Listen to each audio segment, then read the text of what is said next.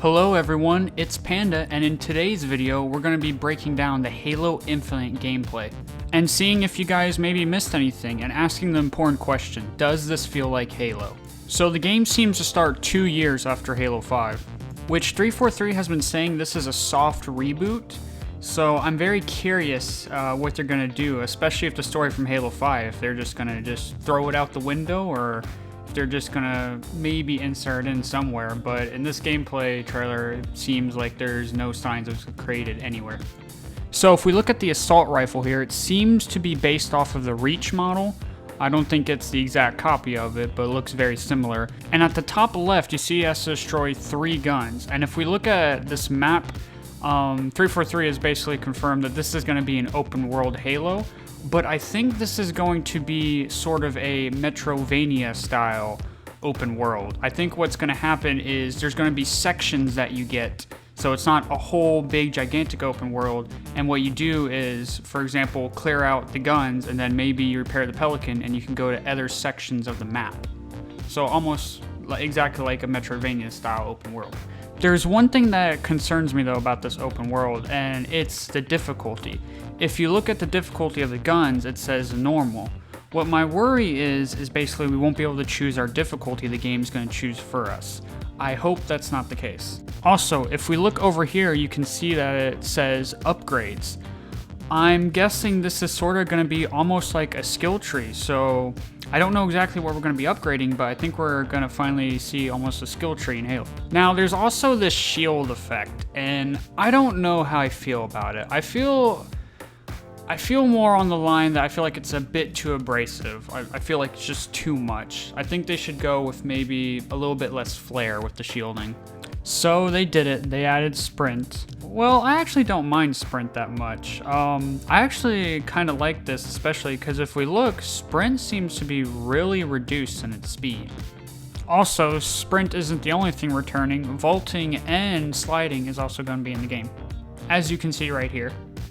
Okay, I'm real excited for this. 343 seems to be going the classic route with the aliens now, so it's kind of a mix. The grunts seem to be the new style of Halo, but the armor seems to be the old style. And oh my gosh, look at that elite, boys. Fuck thick elites, it's all about thin elites. So then it shows off a new gun called the Commando, and it seems like they're bringing back the scope system from the original Halos and not doing aim down sights from Halo 5. But oh my gosh, here it is, the Brutes! The Brutes finally return. Oh, I'm so excited. I wanted to see them back in Halo for a long time. They put them in Halo Wars 2, but I wanted to see them in the main series. And it seems like they're bringing back the tech pickups. Instead of like a shield bubble, this one's a shield wall, and you can shoot from the inside of it. That looks pretty cool. And I also love the grappling hook. I can't believe we're getting grappling hook in Halo. That's pretty cool. They also showed off a bunch of new guns. We got the Ravager, Pulse Carbine, and the Mangler, similar to the Mauler. And the Bulldog and some sort of electrical grenade and spikers have returned, as well as that classic Halo 2 style battle rifle. So if we look at all these distress beacons here, we can see that it says Infinity. And if we look at this crashed Pelican over here, we see some interesting looking crash stuff over here. I suspect that the Infinity has actually crashed on this Halo ring, and in the game you're going to be trying to look for all the scattered survivors and try and build up resistance, most like in Halo Combat Evolved.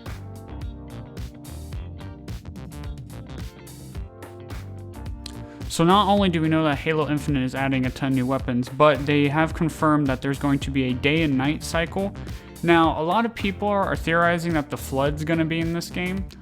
I think what they're going to do is, I think now that we know it's like a Metrovania style open world by the looks of it, I think what they're going to do is probably there's going to be little sections where you could probably encounter the Flood. That's just my theory though.